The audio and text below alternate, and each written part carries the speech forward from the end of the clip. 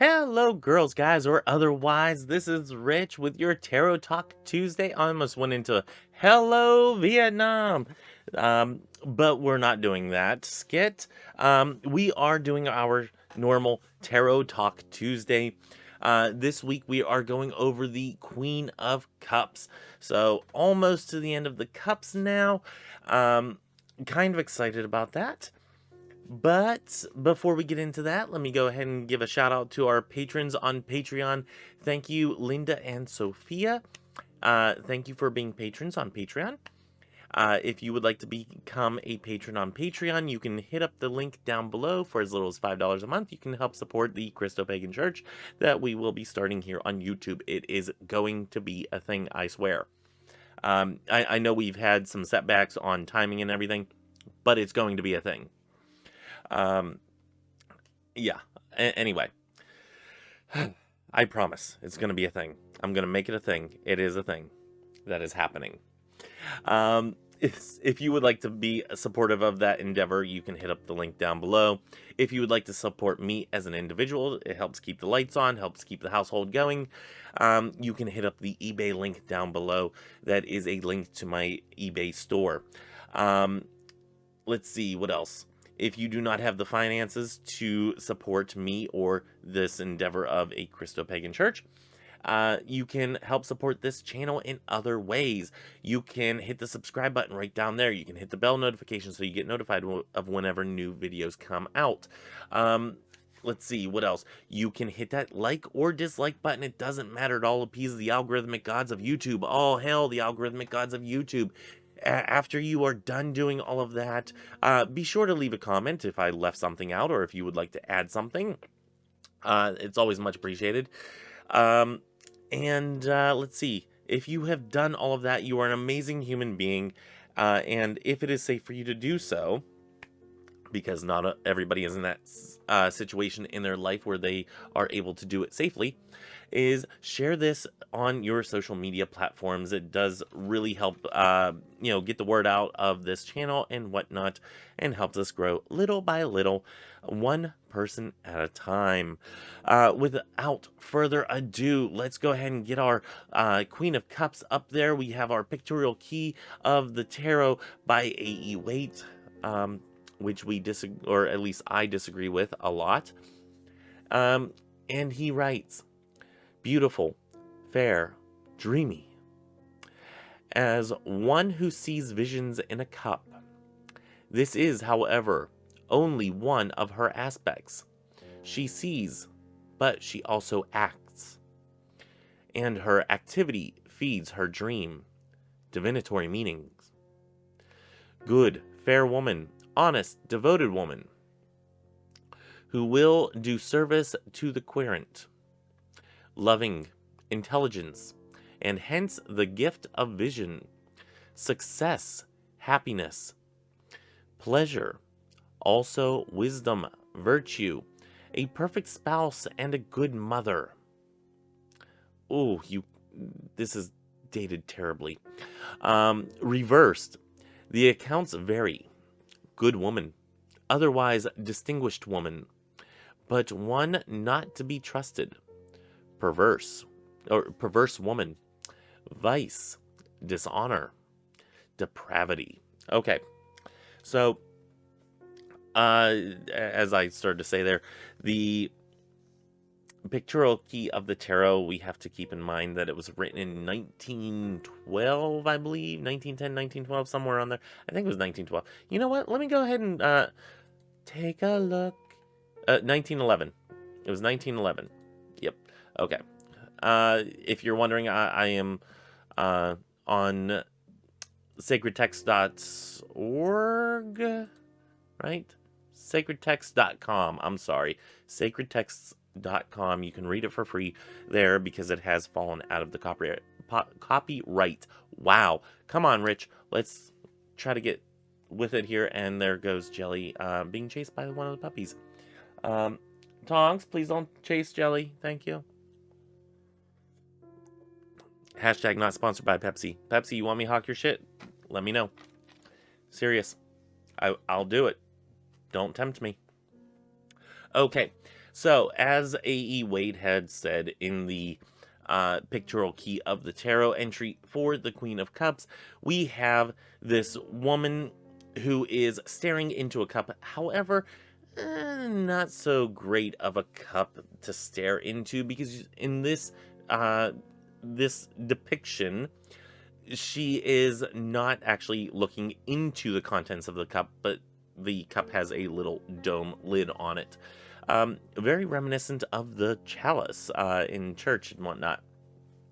Very ornate or ornamental and whatnot. But in theory, she is able to stare into this chalice and connect with her intuition. Uh, I I kind of bumped on A.E. Waite's description here. Let me pull this back up here, where he says, "Devoted woman, will one who will do the service to the querent. Let's see, a perfect spouse and good mother." Because I mean that was the role of a woman back then, and we've evolved as human beings. We know that women are more than just housekeepers now. Um, yeah, yeah, it's a thing. Get with it. Wait. I know you're dead, but get with the times here. Um, yeah, just I'm gonna speak on that for a second here, because I've been going through my family history like this last month or so, and especially this last month or so, and I've been looking at like what I want to do with the family history is probably end up doing like a blog post for each individual person in that family history, but like because I do descendancy research and all that, this has nothing to do with this card. Uh, but I do like descendancy research, and there are so many individuals, because part of my family goes back to the Mayflower, all that stuff. But even the ones that don't still came over to the United States in the 1860s, 1890s, 1900s. So yeah, there's a lot of people that descended from those individuals. So yeah, I look on the census records, and it has either no occupation for the woman of the house, the wife of the house, either no occupation at all. Very rarely do you see one listed, and sometimes it just says homemaker, which isn't. It's not that it's not a job, because it is. Those who stay home and run a household and everything, yes, that is a job, that is a career of choice. But to think that back then that was the only job that was allowed at certain times, it still blows my mind that we were there at one point in history, and it's kind of scary that certain people want us to go back to that. But we're not here to talk about that. We're here to talk about this. Um, yeah, the whole Supreme Court leak. If you're watching this in the future, there was a leak with with probably overturning Roe v. Wade, and taking the women's rights movement back about 50 some odd years and whatnot. And yeah, these are scary times. This is the worst timeline, but the past was also the worst. The past was definitely worse than what it is now, in a grander scale and whatnot. But we are in the worst timeline here. So the way that we can get past all that, the way that we can kind of unload, is just leave that outside of this video, and we're going to just focus on the Queen of Cups here, because she is nurturing, she is caring, she's a compassionate, sensitive individual. I'm going to try to refrain from saying that the person that this represents is always a female or has overt feminine qualities, because it can come up for males and whatnot, and I'm not gonna pretend it doesn't.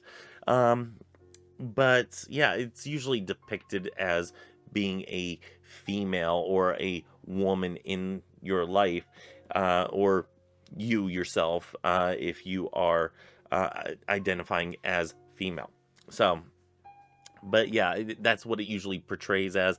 However, that's not always the case. If you are somebody who identifies as male and very masculine, this could come up for you too as um, describing you. So it's a thing. Just let's move on from the whole gender aspect of this, and we're just going to move on. I think I've spoken enough on social issues for right now, and I think those who regularly watch my videos know where I'm coming from on this. So, yeah, I don't want to get it too into the weeds. Okay, let's just move on. If this comes up in a reading, or if this identifies you, then you are embodying the nurturing energy of like the motherly aspect, the and again we have that gender normifying way of saying a motherly aspect, but again fathers can have that too, and we're not going to get too much into it because again that's enough social issues for right now. Yeah, I've had a tough time this last week. I'm sorry. I do apologize for that. But yeah, we are in the worst timeline. Moving on. You are if this is describing you, you are a supportive person. You listen with your heart. You are empathetic. You sense others' needs. You create a space for people to express their true selves. You have mastered this in such a way that you can hold this space but not bring on the emotions to yourself. You kind of keep yourself blocked off from those other emotions. She is as the queen, and queen's over here. She is as the queen a master or one of the masters uh of the cups, of the emotions, of the creativity, of being sensitive and empathetic and having all those emotions tied up into one. Uh, she is able to do that, and she is such a master at it that she can create that space for you, but also have you at arm's length that she doesn't end up having the emotions, um, impact her to the extent of where she is kind of wiped out. So that's the queen. Let's see, what else do I have here? I have notes written. I have like a page and a half of notes written here. Sorry. Um, let's see. She says that you are highly intuitive and creative. You can easily read who a person is, meaning like you can walk up to somebody on the street. You can, figure out who they are just by like, seeing how they react to certain things and whatnot. You are able to kind of judge who somebody is and how they're going to react. You know how to talk to them because you pick up on that intuitively. And if you are embodying the Queen of Cups, you may have others that come to confide in you, and they trust your judgment. Your opinions matter to them. Um, you are, in fact, the wise counsel for these individuals. If this is coming up for a reading, in a reading for you, you may be called to be a healer, a counselor, or a coach, like a life coach, an intuitive life coach. You may be called to take on some, if not all, of those. I don't want to say professions, but those callings. To me, that would be more of a calling than a profession. That's not something that you just go out and try your hand at. That's more of something that you're called to into service to help somebody. If this comes up in a reading, you may be you're being asked to trust yourself, trust in yourself. I can't read my own handwriting here, and be open to messages or feel your feelings. So, if this is coming up for you, Maybe there is something that you're not dealing with, and especially if it's in the upright, you might just not, you might be blocking things off a little too much. You might be um, not letting your own feelings be felt, and this is calling you to do that. Um, you know, yeah, trust in yourself. Um, Whenever this is coming up in the reverse, and here I am trying to do it. There we go. When this is coming up in the reverse, draw your attention inwards and focus on yourself. Is there something within yourself that you need to um, draw your attention to, as far as your own feelings and whatnot? And we're going to talk about that here in a second. You may be emotionally drained. This is a self-care issue. If you are one that is constantly going out of your way to be empathetic and creating space for other people, are you doing that for yourself? I always like to call back to who counsels the counselor, or who who helps the helpers. And it goes for anybody in the service type of industry. And I kind of feel bad calling it an industry. The service type of field, I don't even know what else to call it, but those who are in service to other individuals, this is something that really tends to come up a lot. Who is there to help the helpers? Um, are you taking care of yourself? Are you okay? And this is something I would tell. I used to not work with, but be a part of the Airman Ministry Center in Kansas whenever I was stationed down there, and I would always talk with the chaplain and whatnot, and he and I had a great relationship. And sometimes it felt like he seemed to have this burden upon him, like whether he had to go and deliver bad news because somebody passed away, or maybe he had a tough counseling session that day, and it's kind of weighing on him. And I would always ask him, I said, do you need to talk? Who is there to counsel the counselor? Who's there to help the helpers? And this is one of those things that you may feel drained because you're constantly giving of yourself. Well, you can't give from an empty well. You need to reset. You need to have that moment of respite and take care of yourself in order to truly be able to continue doing what you're doing and give to other individuals. And one of the things that comes hand in hand with this is setting boundaries. Um, like I said, the Queen of Cups is a master at not only being empathetic, but also being able to set those boundaries and say, okay, I'm allowing, this space to be set for you. Hold on. I'm allowing this space to be set for you, but at the same time, I'm not going to let you come into the space too much, because I still need to take care of me. Yeah, my partner's calling, but I will call him back here in just a second, because we're almost through. You just keep in mind, you cannot take on emotional baggage of others. The way you may have been, or yeah. And I think, no, he didn't leave a message. Okay, not yet, at least. So taking on emotional baggage and whatnot, just keep in mind that you cannot allow yourself, if you are in this type of service situation, that you cannot continue to have this baggage on you from somebody else and continue to do this work. You're going to get overburdened and whatnot. So do take care of yourself that way. This may be that you may not be listening to your own intuition.